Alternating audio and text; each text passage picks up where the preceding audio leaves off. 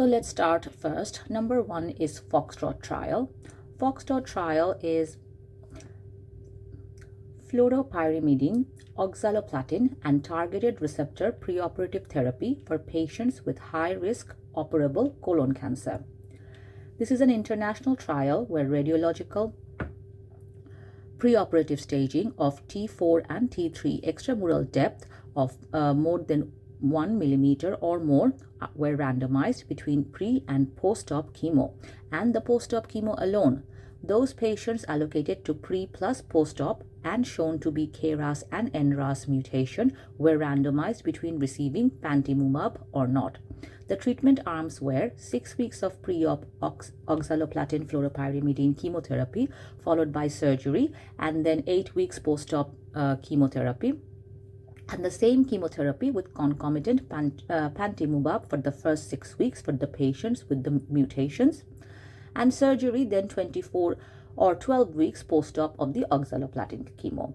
So in short, it's a summary, or it's a trial that compared the effect of pre-op and post-op chemotherapy versus post-op chemotherapy alone.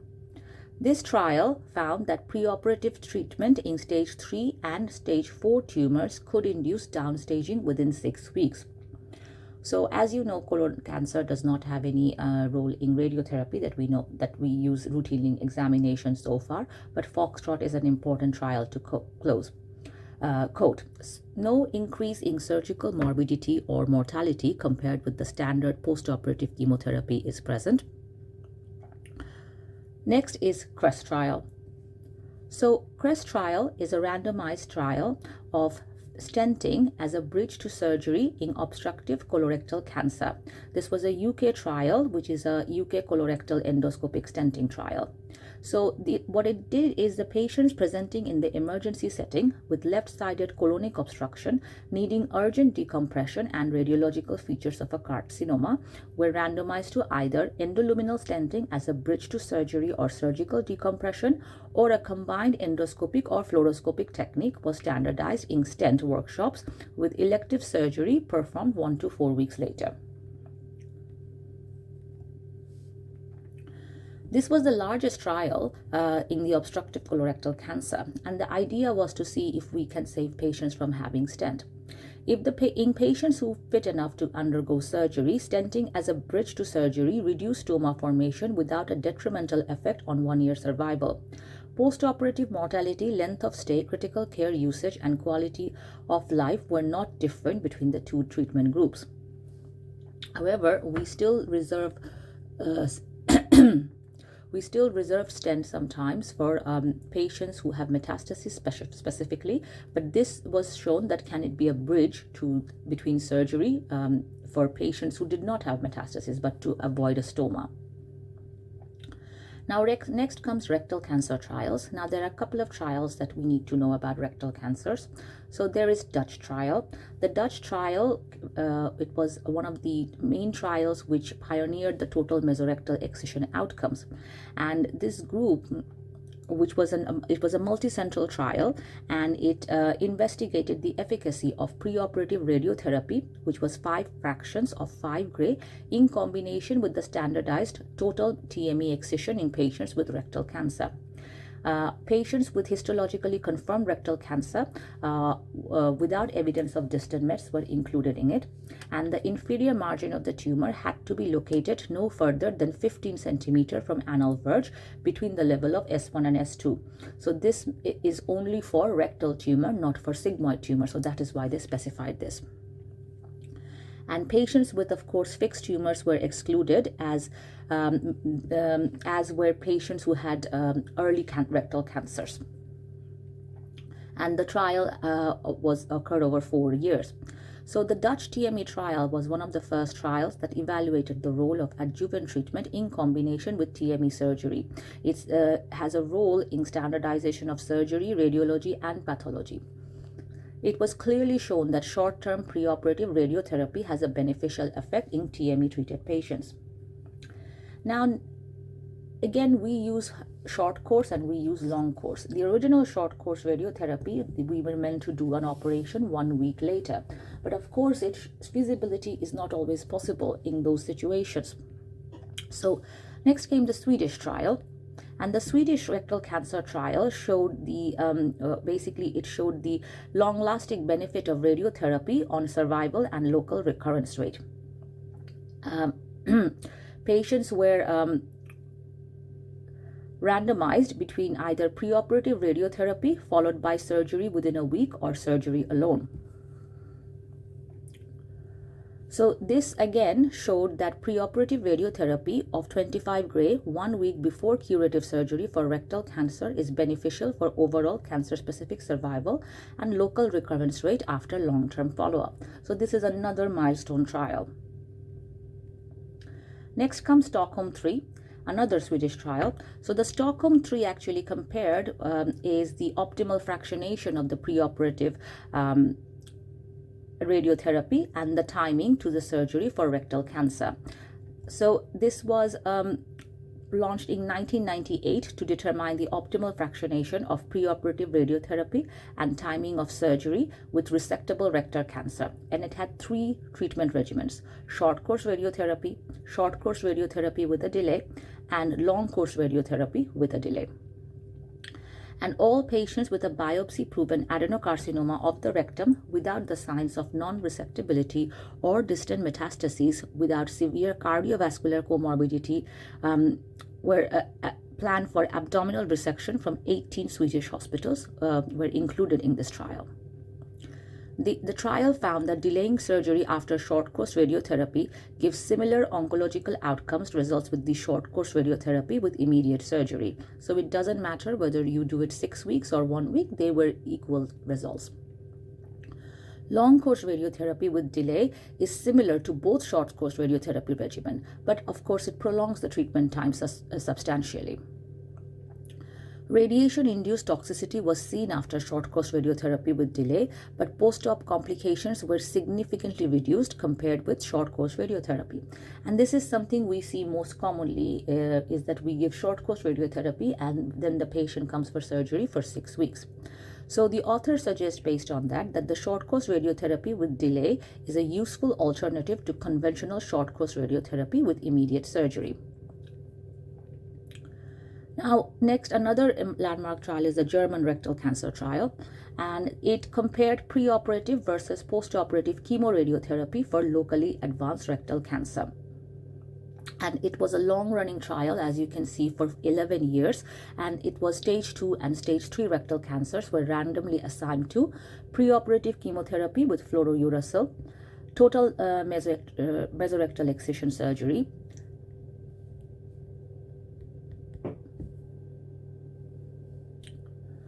adjuvant follow-up chemotherapy, and or the same schedule of chemoradiotherapy used postoperatively. There is persistently shown that significant improvement of pre versus post operative chemoradiotherapy on local control, but it didn't have any effect on overall survival. So it prevented local recurrence, but it did not increase the patient's overall life expectancy or life survival level. Next comes the new trials such as Rapido, Prodige. Now, they are not part of the NICE guideline yet, but they have made such a promising result that, it is, for exams, we need to know about these trials. So Rapido trial is a rectal cancer and preoperative induction therapy followed by dedicated operation. So, short course radiotherapy followed by chemotherapy before TME versus preoperative chemoradiotherapy, TME, and optional adjuvant of chemoradiotherapy in locally advanced rectal cancer. It was published in 2021, and it is using short course radiotherapy followed by chemotherapy and delayed surgery. The trial aimed to reduce the distant metastasis without compromising the local regional control. So what this trial wanted to do is we give short course radiotherapy, because now we give long course chemoradiotherapy and the chemo is given as a sensitizer. So we give short course chemoradiotherapy, and the short course is done because so that the patient can we can reduce the chance of local recurrence and also give us a chance to do an R0 resection, while also trying to improve patients or reduce the chance of patients' distant metastases. The observed decreased probability of disease-related treatment failure in the experimental group is probably indicative of the increased efficacy of preoperative chemotherapy as opposed to the adjuvant chemotherapy in the setting. So it's a bit long-winded word, but this is from the trial itself. So what the trial quoted is that short course radiotherapy followed by chemotherapy before TME was a feasible option and can be a new standard of care in a high-risk, locally advanced rectal cancer. Next is PRODIGE. PRODIGE is neoadjuvant chemotherapy with FOLFIRINOX and preoperative chemotherapy for patients with locally advanced rectal cancer. So this is again a multi-cancer trial. So again, it compares neoadjuvant chemotherapy with FOLFIRINOX and preoperative chemotherapy for patients with locally advanced rectal cancer. So this showed that the intensification of chemotherapy using FOLFIRINOX before preoperative chemoradiotherapy significantly improved outcomes compared with the preoperative chemoradiotherapy, and this included patients with T3 or T4 rectal cancer. So this means that we intensify the chemotherapy using FOLFIRINOX before the preoperative chemoradiotherapy. This significantly improved disease-free survival in neoadjuvant chemotherapy group and decreased the neurotoxicity, which indicates that the perioperative approach is more efficient and better tolerated than the adjuvant chemotherapy alone. So therefore, the PRODIGE 23 also might change our clinical practice in future. So what we do is we give neoadjuvant chemotherapy with FOLFIRINOX, then pre-op chemoradiotherapy for patients with locally advanced rectal cancer. And then these patients will undergo operation. Now, PRODIGE and RAPIDO are part of what we call TNT, which is a total neoadjuvant therapy. And as what happens is that, this is not new thing, because if you look at the papers, there was a Brazilian group which showed remarkable results with these short course and long course chemoradiotherapy, that a lot of these patients had a complete response both radiologically and pathologically, and when they were having their specimens removed, it was also pathologically seen to be the cancer has disappeared. So then the treatment then the question comes, can we save their organ? So the ENCORE project was the watch and wait approach versus surgical resection after the chemoradiotherapy for patients with rectal cancer. And it was a cohort analysis, so it was an observation study, and all ages of patients diagnosed with rectal cancer without distant mets who received preoperative chemoradiotherapy was included in this trial. Patients who had a clinical complete response were offered management with watch and wait approach, and patients who did not have a complete clinical response were offered a surgical resection if eligible.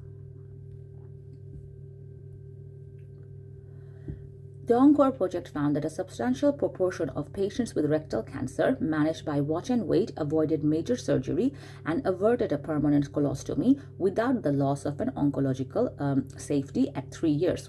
And this findings helps us to make an informed decision to the patient at the outset of chemoradiotherapy.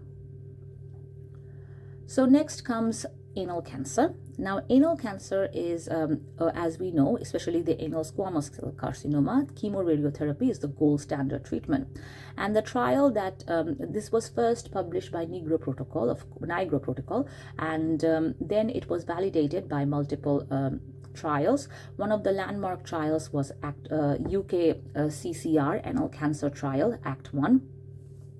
And this is actually a follow-up of 13-year follow-up of the first landmark Act 1 trial, and it showed the effect of the chemoradiation for the treatment of epidermoid anal cancer. And the study clearly showed that there is a clear benefit of chemoradiation which outweighs an early excess risk of anal cancer related death, and this can be seen still after 12 years of treatment. Only 11 patients suffered a local regional relapse as a first patient. So this is quite, again, a landmark trial in terms of validity of the chemoradiotherapy protocol and avoiding a APER on these patients. Another trial in the anal cancer group is the ANCHOR trial, and the ANCHOR study is the first randomized control trial to determine whether treating anal HSIL, which is the high-grade dysplasia, is safe, an effective strategy for reducing the progression of HSIL to anal cancer. A large clinical trial of people living with HIV was found that treating anal precancerous growths, known as high-grade squamous intraepithelial lesions or HSIL, reduces the chance that the anal cancer will develop by more than half. And Star Trek trial is a trial that is still happening, so it's just nice if you know about this trial, and this comes especially in the early rectal cancer segment. So the Star Trek trial is, can we save the rectum by watchful waiting or transanal microsurgery following chemoradiotherapy versus TME for early rectal cancer? Because TME is still the gold standard. Now we are seeing that after transanal surgery or giving them radiotherapy, and watchful waiting, can we save the rectum? It's an international multi-center randomized trial which is comparing three standard regimens basically, and it is a trial of clinically localized rectal cancers, that is early cancer. So one will receive the conventional TME surgery, another one will receive organ saving utilizing long course concurrent chemoradiation, and the other one will use organ saving utilizing short course preoperative radiotherapy. So as you know, right now we do transanal microsurgery, and this is to see that whether we can either do this for or also give chemoradiotherapy and see whether we can prevent this. Another trial is Prospect trial, and the Prospect trial is, again, it's an open label randomized trial which shows chemotherapy alone versus chemotherapy plus radiation therapy in treating patients with local advanced rectal cancer undergoing surgery. And the purpose of this study is also to compare the effects of the standard regimen of Folfox, that is the drugs of fluorouracil, 5-fluorouracil, oxaliplatin, leucovorin, and the selective use of standard treatment depending on the response of Folfox. So this has been a summary of the colorectal trials that we need to know for FRCS exams. So thank you for listening, and please kindly and see you in the next episode.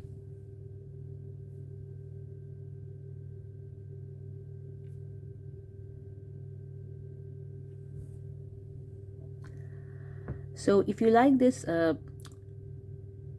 presentation, please kindly like and subscribe. I will very much appreciate any feedback also. And if you would like to see further presentations like this, please let me know in the comment section. Thank you for listening.